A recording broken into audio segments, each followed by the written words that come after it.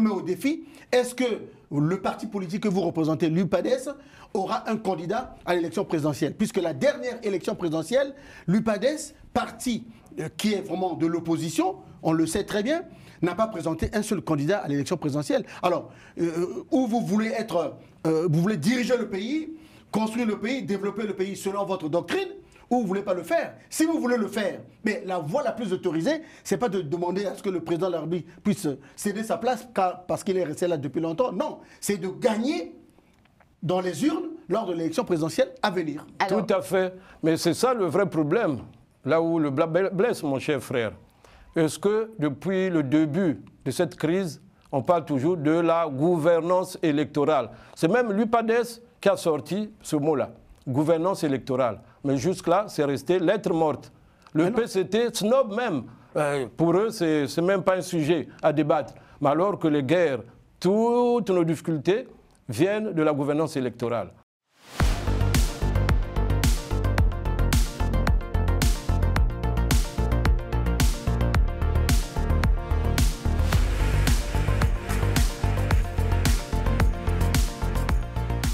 Bonjour, bienvenue dans cette édition spéciale Congo que nous consacrons à la visite officielle du président congolais Denis Sassou Nguesso en France. Une série d'émissions suivra celle-ci pour vous faire vivre chaque étape de la visite du président congolais. Et pour cette première, nous allons la consacrer à la diaspora congolaise, une diaspora congolaise souvent qualifiée de force vive, de levier de développement ou encore de passerelle stratégique entre le Congo et le reste du monde. Mais au-delà du potentiel économique ou culturel, une question centrale demeure. Quelle devrait être sa place dans la vie politique du pays, donc du Congo? Quels sont ses droits? Quel est son rôle? Quelle est sa participation économique et citoyenne? Peut-elle voter? Peut-elle être élue? A-t-elle des représentants à l'Assemblée nationale au Congo? Des voix donc s'élèvent pour réclamer plus qu'une écoute, une reconnaissance formelle et institutionnelle. Mesdames et messieurs, bienvenue encore une fois. Je suis Carmen Févillier. Ravie de vous présenter cette émission spéciale Congo. Et donc, le thème de cette émission est entre engagement et attente, quelle place pour la diaspora congolaise? Nous allons donc ouvrir ce débat essentiel avec deux invités aux visions différentes, mais complémentaires, que je remercie pour leur présence ici. Alors, j'ai sur le plateau M. Patrick Ndion, membre du comité central, professeur, membre du comité central du Parti congolais du travail, le parti au pouvoir, professeur des universités, et vous représentez aujourd'hui ici la parole gouvernementale sur ce sujet de la diaspora. Merci d'être avec nous. Et ensuite, j'ai avec moi également M. Sosten Nyambala. Vous êtes cadre du parti UPADES, également vous êtes membre du bureau de coordination Europe-Amérique. L'UPADES, qui est l'Union panafricaine pour la démocratie sociale, c'est un parti qui avait déjà été au pouvoir au Congo-Brazzaville, présidé par Pascal Lissouba, qui est décédé. Le président fondateur, exactement. Par le président fondateur. Et donc, vous apporterez une vision alternative sur l'implication citoyenne et démocratique de la diaspora. Et donc, messieurs, bienvenue. J'ai eu du mal à commencer, mais bon, ça y est.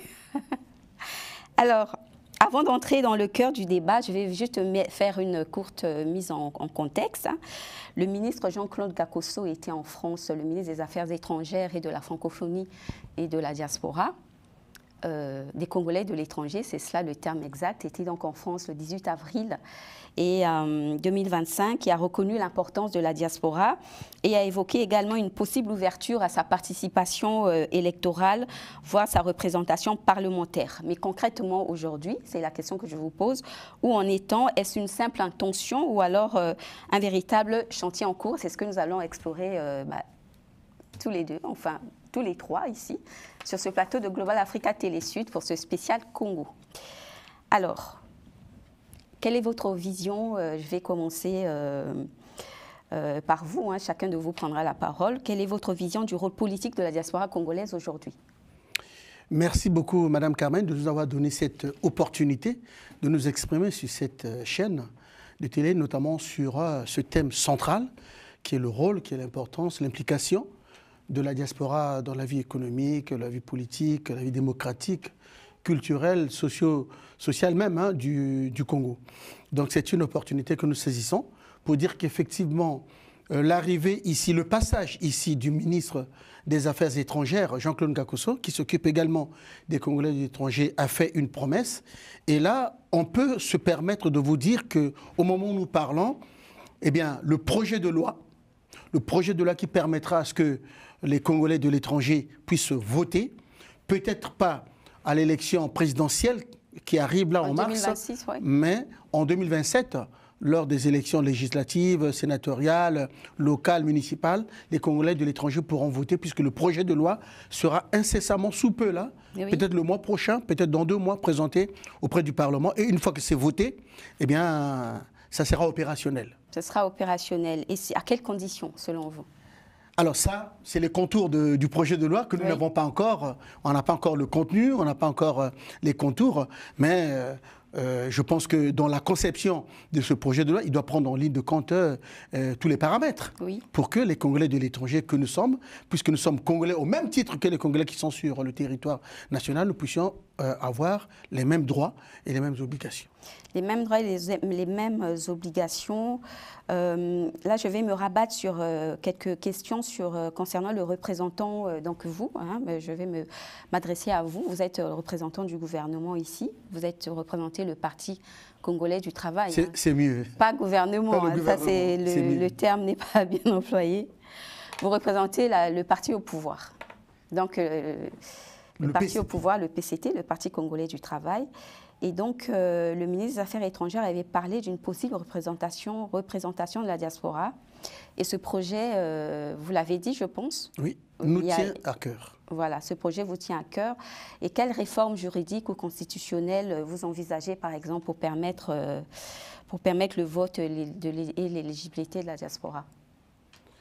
Si vous me permettez, avant de perdre un peu le fil des idées, je vais revenir sur ce que mon co-débatteur venait de dire, sur déjà la présence que vous avez naturellement signalée du Premier ministre, en l'occurrence M.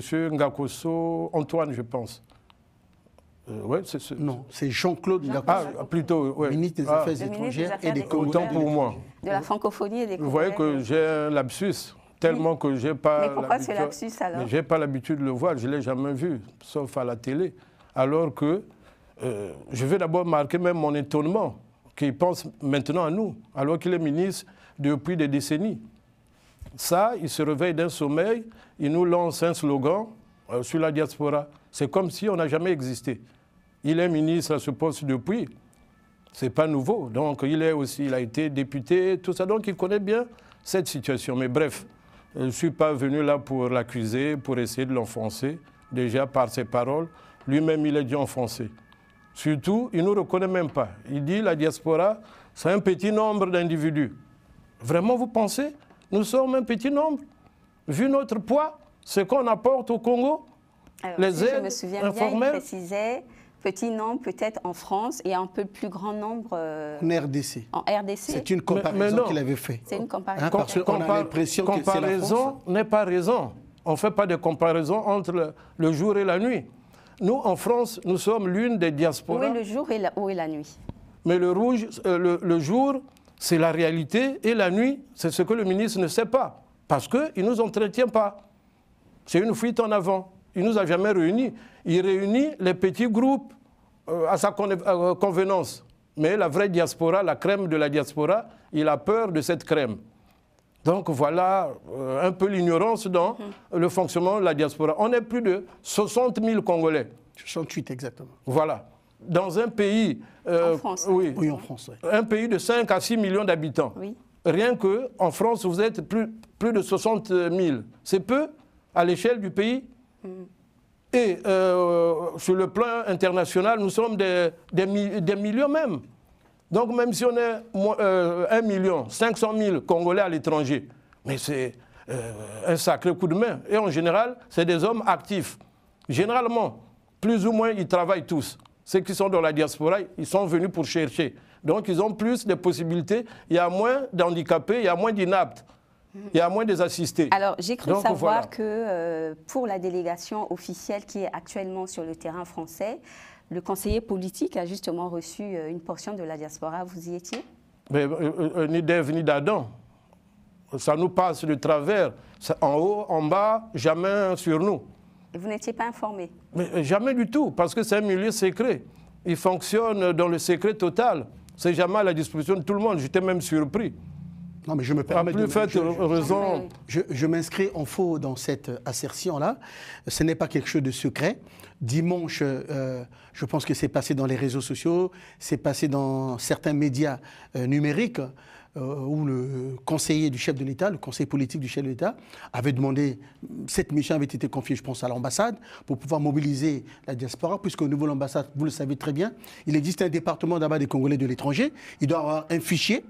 Et à base de ce fichier-là, donc ils ont envoyé l'information. Peut-être que vous n'êtes pas enregistré, mais si vous êtes enregistré, normalement vous devez avoir l'information. Et ça s'est passé ouvertement ici à Paris, où le conseiller a reçu la diaspora. Et dans cette diaspora-là, il y avait combien de membres du PCT? Il y en avait 3. Moi-même, j'étais là-bas. Monsieur Oko, le camarade Oko, moi-même et le camarade Combo. Mais sinon, le reste, nous étions une bonne centaine. Le reste, c'était l'opposition qui était là-bas. Et donc, les gens étaient avertis. On a eu un débat franc, un débat intellectuel, un débat hautement politique sur les enjeux, sur tout ce qui concerne les droits, les avantages des Congolais de l'étranger. On a abordé toutes les problématiques démocratiques, le vote des Congolais à l'étranger, oui. Les passeports qui sont difficilement... Voilà, on a abordé toutes ces questions-là, et c'était bien. Alors, merci pour... Excusez, à ma grande surprise, madame, c'est bien, je suis d'accord, merci pour l'information. Mais curieusement, le deuxième plus grand parti du pays n'était pas représenté. Puisque moi, je ne suis pas informé, je suis le représentant de ce parti. Monsieur Nzon est parti au pouvoir, moi, il ne peut pas répondre à votre question. À mon nom personnel et au nom du parti. Parce que si l'UPADES est au courant, mais la première personne, la primauté, me revient. Puisque ça doit passer par moi, c'est moi qui vais rendre compte à Brazzaville. Mais dès lors que je ne suis pas informé, je vous dis une fois de plus que l'information, il y a eu rétention d'informations, pour être un peu plus clair. Il y a eu rétention d'informations. Soyez serein, calmez-vous. Je vous donne l'information en grande première sur cette chaîne qu'il est possible. Il est possible, c'est au conditionnel, il est possible que ce samedi, il puisse avoir une rencontre citoyenne et l'ambassade va informer tous les Congolais de l'étranger, parce que ce n'est pas tout le monde qui viendra aussi, tous les Congolais de l'étranger, en fonction de leur appartenance politique, en fonction de leur appartenance associative, parce qu'il y a un fichier avec toutes les associations politiques, les associations culturelles, humanitaires, les ONG qui sont inscrits officiellement à l'ambassade. Eh bien, samedi, peut-être, on reste en contact. Peut-être, samedi, probabilité. Vous êtes le bienvenu pour participer à cette rencontre citoyenne. Et dans ce cas, toujours au conditionnel, c'est l'organisation du Congo, hein. C'est jamais sûr. Vous, en tant que UPADS, par rapport à cette information, vous vous rapprochez aussi de l'ambassade. Que faites-vous, pardon? Mais nous, en tant que parti de l'opposition, on ne fait rien tant que nous ne sommes pas officiellement informés. Il y a des canaux. Nous sommes un parti sérieux, un parti responsable. On ne peut pas aller faire la queue, venir... Non, nous sommes pas au pouvoir. Et la gestion du pouvoir rapprochez-vous de l'ambassade. Comme ça. Rapprochez-vous de l'ambassade simplement, M. Sosten, et vous aurez l'invitation officielle. Alors, M. Nzon, justement, certaines voix s'élèvent, hein, comme on vient de l'entendre au niveau de la diaspora, et parlent de promesses non tenues par le pouvoir en place. Que leur répondez-vous? Bon, écoutez, on ne peut pas dire que... Je souscris un peu... je pense qu'il est là 2 ans déjà. Le Premier ministre, quand il est venu ici, déjà lors de sa prise de pouvoir, dans son discours de politique générale, il avait promis réserver une place très importante, une place capitale à la diaspora.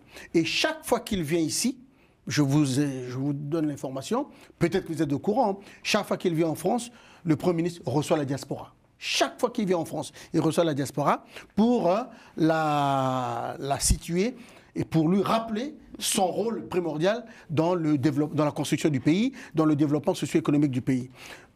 Il est vrai, ce qu'a dit M. Sosten tout à l'heure, que son Excellence, le ministre des Affaires étrangères, de la francophonie et des Congolais de l'étranger, qui normalement devrait le faire très souvent, ne le fait pas. Voilà, Jean-Claude Gakoso ne le fait pas souvent, j'en suis convaincu, mais je pense que là, nous profitons de cette occasion pour lancer ce message à son Excellence, de telle sorte qu'il sache que le département les Congolais de l'étranger font partie de son département, de son portefeuille ministériel, il est bien, il est souhaitable que quand il arrive en France, quelle que soit la forme de sa mission, qu'il puisse rencontrer les Congolais de l'étranger. Alors, oui, c'est un pour compléter un peu ce que mon confrère venait de dire sur sa venue, sa présence, il est le ministre des Affaires étrangères et des Congolais de la diaspora. Donc, de l'étranger, sans coloration politique, religieuse, culturelle, du tribalisme, toutes ces choses-là, il faut, un ministre de cette catégorie doit mettre ça de côté. Et recevoir tout le monde au même titre, tous les Congolais, peu importe. Il peut recevoir des paroles de travers, mais ça, en tant que grand frère, en tant que père, il devrait passer au-dessus. Déjà, je m'excuse parce que j'ai écorché son nom. Au lieu de Antoine Ngakoso, j'ai parlé de Jean-Claude Ngakoso. Donc, autant pour moi, monsieur le ministre, toutes mes excuses. C'est Jean-Claude Ngakoso que je connais bien. Je sais qu'il y a fort longtemps qu'il est ministre. Et maintenant, là, il vient nous dire... bon, mais je crois que c'est un simple slogan. Bon. La faisabilité n'est pas possible en si peu de temps. Si vous considérez que c'est un simple slogan, monsieur Miambala, alors votre parti, l'UPADES en France ici, comment soutient-il activement ce droit de vote que la diaspora recherche? Mais ce droit de vote, merci, c'est une très belle question, parce que tous les Congolais ont toujours aimé voter. Ne fût-ce que ça, c'est le droit le plus élémentaire du citoyen. Mais si on nous arrache ça, ben on n'a plus de droits. On devient des apartis. Mais déjà là, personne ne vote. Mais là, c'est une bonne chose. Lancer dans le pavé dans la mare. Pourquoi seulement aujourd'hui, depuis tout ce temps, monsieur? Mais c'est ça mon étonnement. Mon étonnement, parce que le ministre, c'est un vieux ministre. Il doit être déjà même décoré parce que par la longévité à ce poste. Alors, monsieur Nzon, pourquoi aujourd'hui? Pourquoi aujourd'hui? Il faut être positif quand même, Madame Carmen, monsieur Sosten Miambala. Nous sommes une jeune démocratie. Nous avons eu notre indépendance en 1960, aujourd'hui nous avons 65 ans, mais la démocratie plurielle, avec plusieurs partis, multipartites, est née chez nous que dans les années, ça fait quoi, 35 ans, 90, en 90 avec la conférence nationale, 92 peut-être. Plus de 3 décennies, donc, oui. Nous avons 30 ans de démocratie, c'est une jeune démocratie. On ne peut pas la comparer à la démocratie française qui a 2 siècles, la démocratie américaine qui a plusieurs siècles. Après, ce sont des excuses, monsieur. Donc, oui, c'est-à-dire que mieux vaut tard que jamais. Les droits, ça s'acquiert au fur et à mesure qu'un pays se développe, au fur et à mesure qu'un pays est en train de consolider sa démocratie. Là, le président, le ministre des Affaires étrangères annonce qu'il y a un projet de loi qui sera cette année-ci validé. Qui est déjà sur la table, voilà, oui. Qui est déjà sur la table, ça sera voté par le Parlement. Soyons heureux, parce que c'est nous tous qui demandons ça. Que ce soit la diaspora civile, la diaspora économique, les commerçants, les ingénieurs, tous ceux qui, même la diaspora politique, les étudiants, tout le monde aspire à ce que nous puissions rentrer dans nos droits, puisque nous sommes citoyens, que nous puissions voter, et pas seulement voter, être aussi candidats. Alors, je suppose que voter va demander à ce que les passeports, le problème des passeports soit réglé. Hein. Justement, le problème a été posé même dimanche dernier à M. Malanda, conseiller politique du chef de l'État. Moi, j'ai fait une proposition d'ailleurs, d'autres ont fait aussi d'autres propositions, pour que le Congo ne puisse pas être dépendant de l'Allemagne, dépendant de l'étranger pour la confection, l'élaboration des cartons de passeport. Voilà. De Brazzaville directement. Voilà. Oui. Et nous avons vu, j'ai vu hier sur les réseaux sociaux, comment est-ce que le président Olingi, au Gabon, dit-on, il y a une machine qui permet de faire les passeports en 5 minutes. Donc, faisons, le gouvernement, le souhait, c'est que le gouvernement fasse des efforts de telle sorte que nous ne puissions pas être dépendants de l'Allemagne, qu'on puisse avoir une imprimerie, qu'on puisse avoir nos machines à nous, une indépendance dans ce sens-là. Et donc en Allemagne, la diaspora congolaise en Allemagne est beaucoup plus... Non. Ça veut dire que les passeports congolais sont fabriqués par une entreprise allemande. Une entreprise allemande. Qui est située en Allemagne. Et donc quand on est en rupture de stock, ça pose tous les problèmes que vous connaissez. D'accord. Vous voyez, madame, ce qui me déplore... c'est que nous puissions avoir notre imprimerie chez nous au Congo. Vous écoutez l'explication de mon confrère. Dites-nous. Il explique comme si il venait de prendre le pouvoir. La façon dont tu nous détailles comment on va avoir les passeports, ils mettent les charrues avant les bœufs, comme s'ils venaient de découvrir le pouvoir, alors que c'est un pouvoir vieillissant qui est là depuis un bon moment, mais qui est toujours comme si Alors, les choses venaient. Également au pouvoir, Monsieur Miambala. Je parlais d'une démocratie jeune. Allez-y. Mais 30 ans, oui, c'est jeune pour une démocratie. Mais aux âmes bien nées, la grandeur n'attend pas le nombre d'années. Nous, on a la chance d'avoir les raccourcis, d'avoir des exemples. On dit, ah, voilà, eux, ils sont restés longtemps, il y a eu telle erreur. Nous, on ne va plus passer par là, on prend un raccourci. Donc, on doit même vite arriver, parce qu'on a déjà les modèles, et on fait un bon choix. Mais c'est ce que le Congo ne veut pas, c'est un manque de volonté. Alors, on n'a pas cette volonté-là d'aller ensemble. Justement, M. Miambala, on aime les divisions. Oui, en cas madame. d'alternance, l'UPADES au pouvoir, et quelles mesures prendriez-vous pour mieux intégrer les Congolais de l'étranger dans les institutions? Bon, mais la première mesure, la mesure phare, c'est d'abord reconnaître que c'est aussi des citoyens à part entière que nous. On a les mêmes droits et les devoirs. Mais non, là, on n'a pratiquement pas les droits. Mais on a plus les devoirs parce qu'on envoie les Western Union, on envoie beaucoup de choses. J'aurais même préféré que vous nous considériez comme étant le 16e département du Congo. Puisque là-bas, on a ajouté 3, il y en a 13 maintenant. 15. Mais on aurait pu ajouter un 16e département de la diaspora. Et c'est le département là où il y a plus des hommes plus ou moins autonomes qui apportent plus d'aide. On est plus dans l'assistanat, dans du social au Congo. Chaque mois, on envoie un petit Western Union. Chaque mois, il y a un tel qui est malade. On enterre les gens, on hospitalise les gens, on paye les cours. Mais vous devrez quand même nous féliciter, un peu d'honneur, un peu de respect. Rien que pour ça. Alors, notre rapport économique, financier. Alors vous, l'UPADES, qu'est-ce que vous apporterez pour mieux considérer? Mais la première des choses, c'est casser cette injustice en disant que la diaspora, déjà, la première chose, c'est recenser combien êtes-vous. La diaspora politique, la diaspora économique, culturelle, tout ce que vous voulez. Même la diaspora des sans-voix. Même ceux-là, les ont dit, tout le monde.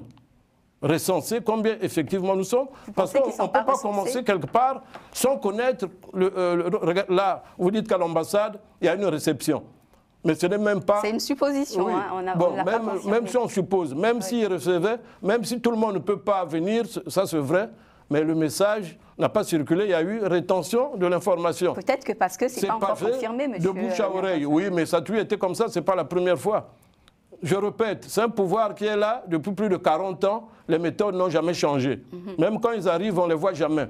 Tu entends seulement, ils étaient là, ils sont repartis, des allers-retours. Ce qu'on appelle le système piston. Le système piston, ils sont toujours là. D'accord.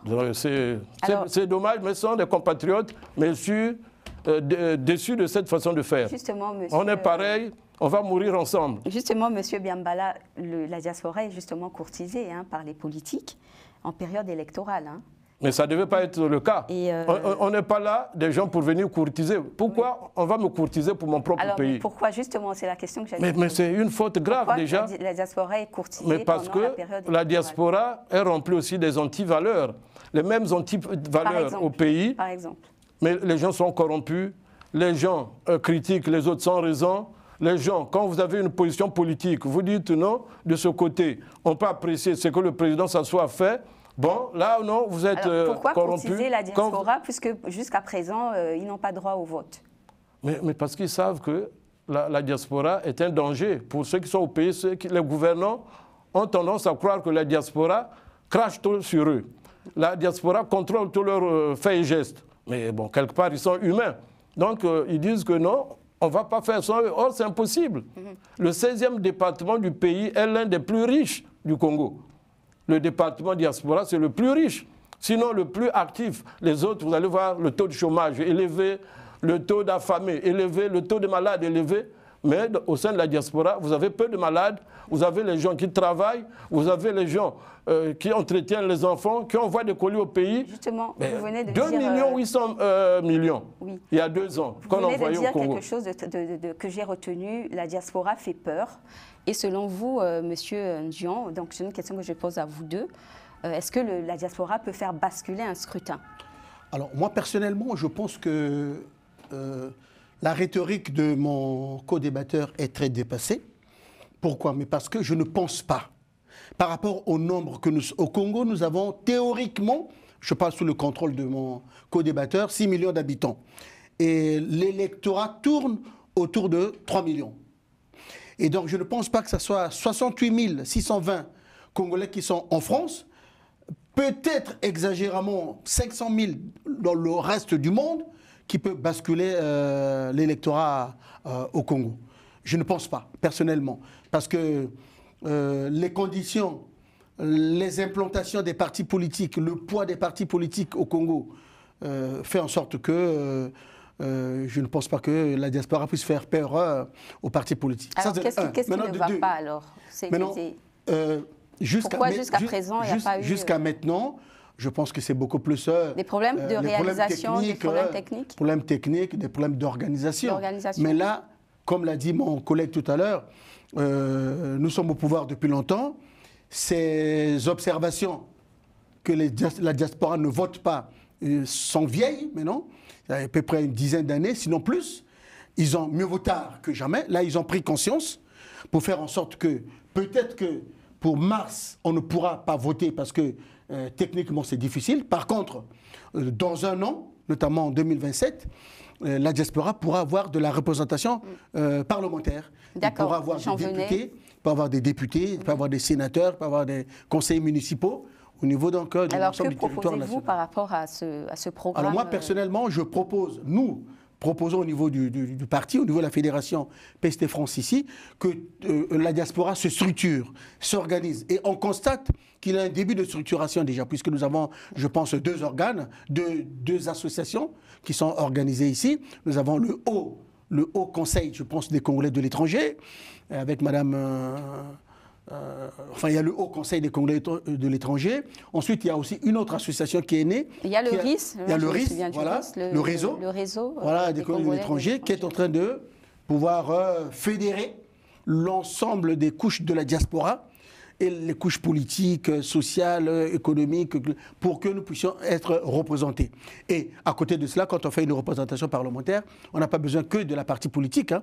On a besoin de tous les représentants. Donc c'est pourquoi nous pensons que si les partis politiques... Est-ce que les associations que vous venez de citer, est-ce qu'ils le font au nom de la diaspora? Est-ce qu'un mandat leur a été accordé? Alors un mandat leur a été accordé, peut-être pas. Par contre, au niveau de l'ambassade, un fichier de toutes les associations, toutes les ONG congolaises de la diaspora sont enregistrées. Parce que moi, je fais partie de plusieurs associations. Je sais que ces associations sont enregistrées auprès de l'ambassade. Donc, à base de ce fichier, on peut faire la première opération qu'a dit mon collègue tout à l'heure, la première opération qui est celle du recensement. Parce que même les statistiques que nous vous donnons, 68 620 déjà Congolais.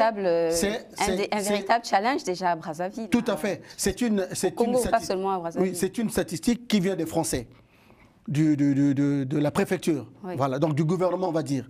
Mais il appartient à l'ambassade de pouvoir totaliser les vivants, les départs, les soustraits avec les morts, de telle sorte que nous puissions avoir des données fiables. Et avec ces données-là, eh bien, on pourra voir si on peut peser ou pas dans l'électorat congolais. Donc nous sommes d'accord pour que nous puissions contribuer au jeu parlementaire. Que les Congolais de l'étranger puissent être aussi présents au Sénat, présents dans la députation. Présent au Sénat pour résoudre quelles difficultés, quels problèmes, quelles problématiques. Le Sénat, par définition, est le contrepoids. Le Sénat, par définition, est le contrepoids de l'Assemblée nationale. L'Assemblée nationale est là pour voter les lois, comme on le sait, mais ils ne connaissent pas la réalité des Congolais de l'étranger. Selon le ministre des Affaires étrangères, Jean-Claude Ngakoso, il disait dans la dernière interview qu'il a fait ici en avril, que, contrairement à ce que nous croyons, que c'est la diaspora congolaise en France qui est la plus nombreuse, or c'est celle de la RDC qui est la plus nombreuse. Donc, la diaspora a des réalités qui sont particulières, a des besoins qui sont particuliers. Donc, il faut qu'il y ait des représentants de cette diaspora au Sénégal, au Gabon, en France, un peu partout, pour présenter au gouvernement congolais, pour présenter au Parlement congolais les difficultés des Congolais de l'étranger. Excusez-moi, Madame Carnel, oui, tout ce que mon co-débatteur dit, c'est beau. Dans la théorie, pour un architecte, c'est un schéma qu'il met, il met les cases, les toilettes là, mais en fait, il ne pourra pas atteindre ça, vu l'état actuel des choses. Déjà, financièrement, il n'y a pas les moyens. Comment organiser ce scrutin, justement? Et puis, il y a trop de difficultés que c'est un rêve que, présentement, c'est pour amuser la galerie. Ne soyez pas pessimiste. En dehors de ça, on nous parle de la diaspora, qu'elle ne fait pas peur. Mais bien sûr, bien évidemment, la diaspora fait peur au pouvoir, puisqu'ils se disent à plus de 90% des voix de la diaspora vont aller à l'opposition. Et puis la diaspora peut aussi influencer les parents qui sont au pays, que votez un tel, sinon je bloque le robinet. Puis c'est moi qui vous finance. Je vous finance, je dis voilà, ce monsieur n'est pas pour vous puisque vous me demandez toujours l'argent. Donc lui, ils ont... C'est une vraie réalité. Mais c'est une réalité. Et ils ont peur, ils ne peuvent pas permettre la diaspora qui a eu un vote de qualité. Parce que ce n'est pas un vote là où il y a l'argent qui circule. C'est un vote à notre âme et conscience. Un vote de qualité. Parce que nous sommes pas, on n'a pas 2000 francs et 2 t-shirts. Ou bien sac de riz avec l'huile. Donc la diaspora ne serait pas influençable. Non. En tout cas, pas en grande majorité. Vous le pensez Elle n'est pas influencée. Elle est plus sérieuse que ceux qui sont au pays. Ceux qui influencent, c'est les vautours qui mangent au pouvoir, qui sont là. C'est leur jeu, qui font le double jeu. Mais une vraie diaspora sérieuse, qui a le souci du pays, ne va pas dans ce jeu-là. Même avec le pouvoir, ils traitent, mais quatre sur table. Oui, alors nous allons vers la fin. C'est ce qu'il faut dire au président. Moi, je ne suis pas là pour plaire au président. C'est ce qu'il faut dire au président de la République qui est une anecdote à propos du président de la République. Ça, je n'ai jamais parlé de ça. Je profite de votre chaîne pour parler un peu de ça, de toute ma vie. Et c'est du vécu. J'étais encore jeune. Vous voyez le mouvement que beaucoup parlent là, se vantent, le mouvement du 5 février 79. Je peux vous dire que... C'est une date qui vous parle. J'étais parmi les acteurs, et j'étais encore jeune. En Gangue-Édouard, je devrais avoir 12 ans, 13 ans. C'est un collège? Oui, c'est un collège. C'était un collègue à l'époque. Je me souviens comme c'était hier. Mais beaucoup qui se sucrent au pouvoir, qui bouffent, qui sont devenus les purs sassouistes, qui se disent même, c'est lui le timonier, le président, tous les noms d'oiseaux, tout ce qu'ils donnent au président. Mais ils n'ont jamais assisté au 5 février 79. Ils n'étaient même pas là. On ne sait même pas où ils étaient. Ils n'étaient même pas à Brazzaville, pour la plupart. Mais nous, on a marché. On nous a sortis de Ganga. Ce que j'ai dit, le président lui-même, quand il a assis, il dit, le monsieur a raison. Il va même dire, mais il a grandi. C'était des gamins.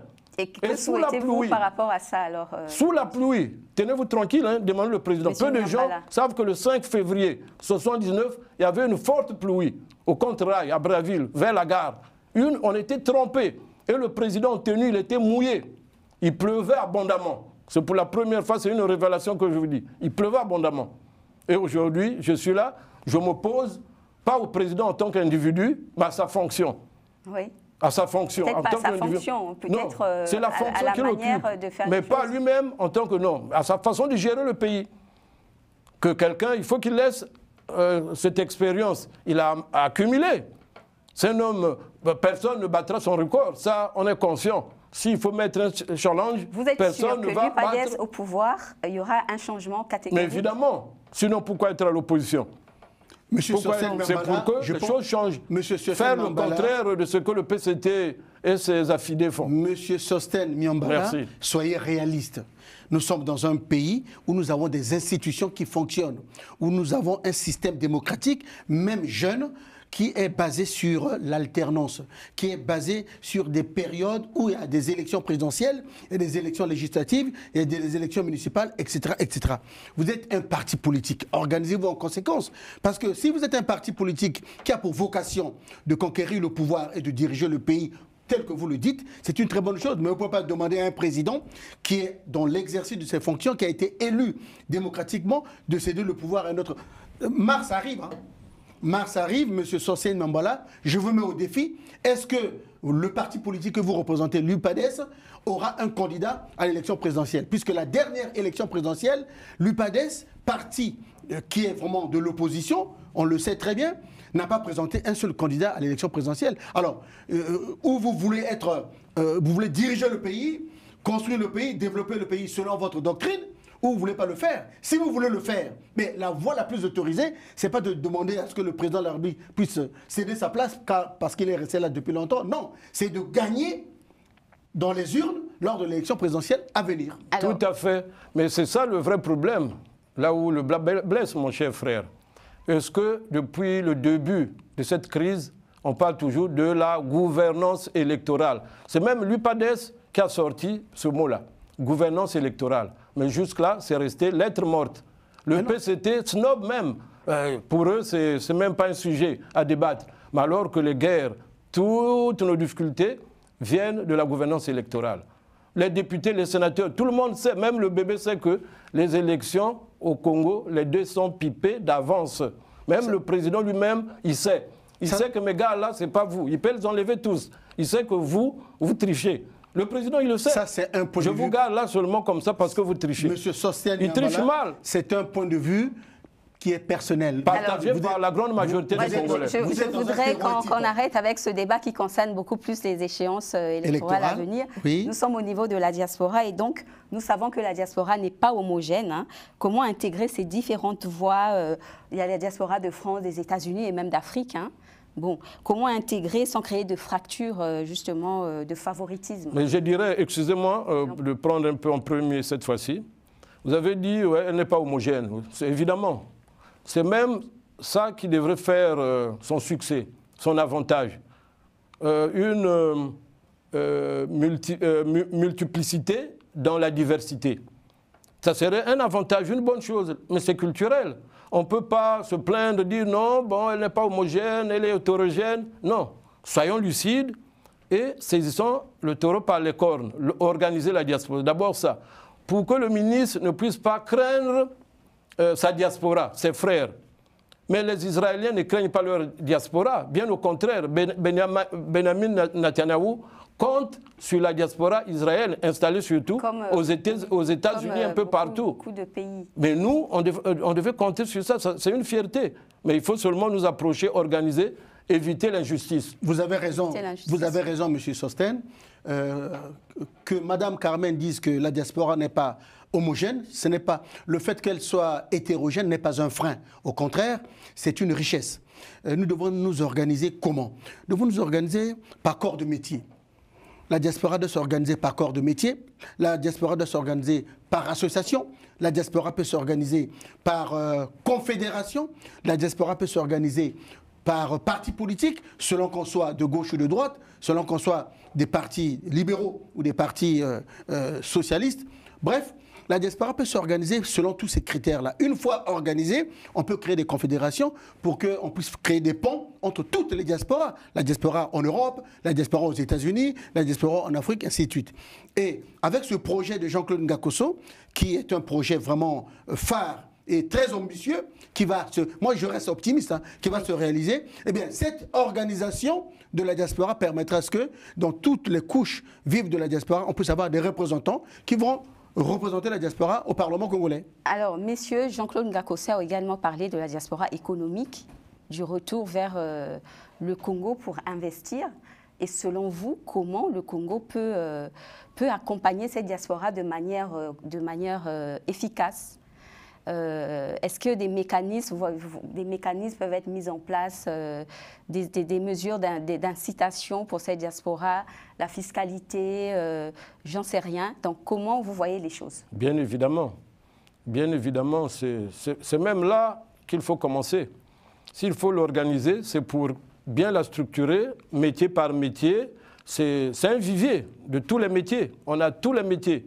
De l'ouvrier jusqu'au doctorant, professeur, ingénieur, tout. Donc c'est l'un des départements là où il y a toute la crème. Vous voyez quand même, c'est beau d'avoir un tel 16e département, là où il y a tout. Alors, un tel 16e département, là où il y a tout, c'est beau, mais un membre de la diaspora, sur place, à Paris, veut créer une entreprise au Congo. Internet est là, impossible, une obligation d'aller sur place. Que répondez-vous? Exonérer déjà le droit de douane. Oui. Ça, quand on amène pour construire une usine, on sait bien que, ou bien une petite société, il y a toujours, au début, il y a des difficultés. Donc, en tant que régulateur, l'État va faciliter cette intégration-là, en facilitant la douane, la paperasse, réduire la paperasse. Donc, en un jour, 2 jours, tu peux mettre ton entreprise pignon sur rue. Ça, c'est déjà un moyen efficace. On n'a pas besoin de beaucoup de choses pour diligenter ce genre de choses. À ce propos, il faut dire que ça existe déjà, c'est-à-dire qu'il a été mis en place depuis quelques années au Congo. Peut-être que mon frère n'est pas au courant. Il a été mis en place ce qu'on appelle le guichet unique. Oui. Avec le guichet unique, tu crées ton entreprise de façon instantanée. Est-ce qu'on peut, à partir d'ici, via Internet, alors, ça, c'est la difficulté actuellement. Bah justement, il s'agit de la diaspora. C'est vrai que nous avons une agence ici pour l'emploi, pour le chômage, pour la création. Il y a une agence qui existe ici. Mais à la fin, même si tu commences les démarches administratives ici, tu es obligé d'aller quand même sur place. Mais au-delà de ça, il faut savoir qu'ils sont nombreux, les Congolais qui vont investir au Congo. Ils sont nombreux, les Congolais qui sont des agences économiques, qui sont des opérateurs économiques, qui emmènent des Européens, qui emmènent des investisseurs étrangers au Congo. Et cette difficulté que soulève Sostène est vraie, qu'il y a des lourdeurs administratives qui font en sorte que ça prend du temps. Donc il est nécessaire que le gouvernement puisse alléger tout ce qui est démarche administrative pour la création des entreprises pour les investissements étrangers. Okay. Enfin, j'aimerais quand même terminer en disant que cette possibilité de pouvoir réduire, sinon enlever les taxes douanières pour tout le matériel qui vient d'Europe et qu'on sort tout et tout, à un moment donné, ça s'est fait. Mais seulement, il y a eu des abus. Au moment où nous parlons, dimanche, M. Malanda, qui est le conseiller politique du chef de l'État, a répondu à une question dans ce sens-là.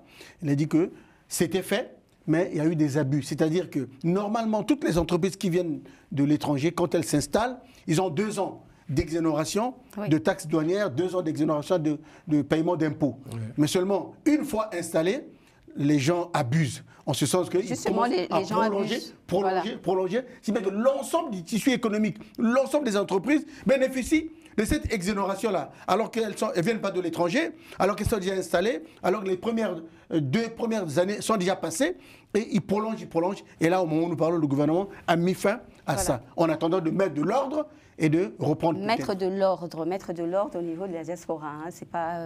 Il ne s'agit pas que des politiques, il s'agit aussi des citoyens. Mais bien sûr, ça reflète le Congo. Dommage. La discipline est très importante. Et donc, messieurs, merci. C'est la fin de cette émission. Merci de votre participation à cette première spéciale Congo pour la visite officielle du président Denis Sassou Nguesso ici en France, à Paris. Et donc, une prochaine édition, on aura une prochaine édition demain. Et au moins quelques émissions encore consacrées sur d'autres sujets. Et encore une fois, merci Monsieur Nzon, Patrick, vous êtes du Parti congolais du travail. Et Monsieur Sostène Miambalade, vous êtes de l'UPADES, qui est un parti au pouvoir déjà avec Pascal Lissouba. Tout à fait. Et donc à très bientôt, chers téléspectateurs, et merci pour votre un dernier mot, une petite précision. Je voulais tout simplement apporter au public que la diaspora africaine, sinon congolaise, la première diaspora est européenne, suivie de la diaspora africaine, donc l'immigration interafricaine. C'est la deuxième diaspora l'immigration interafricaine. Oui, donc il ne faut pas oublier celle-là. L'Europe en tête, suivie de l'Afrique et ensuite l'Amérique. Bon, l'Asie, il y a quelques têtes seulement. Bon, on ne va pas refaire le débat sur ça. Non, c'était pour une vous avez les sources de ces statistiques? Oui, il y a la Banque mondiale, toutes les institutions là. C'est bien documenté. L'Europe, l'Afrique, l'Amérique et enfin l'Asie. Merci beaucoup, M. Sostène Miambalade de l'UPADES. Et donc, chers téléspectateurs, comme je vous le disais, restez fidèles pour ce spécial Congo. Et à très bientôt. C'était Carmen Févillier. Au revoir.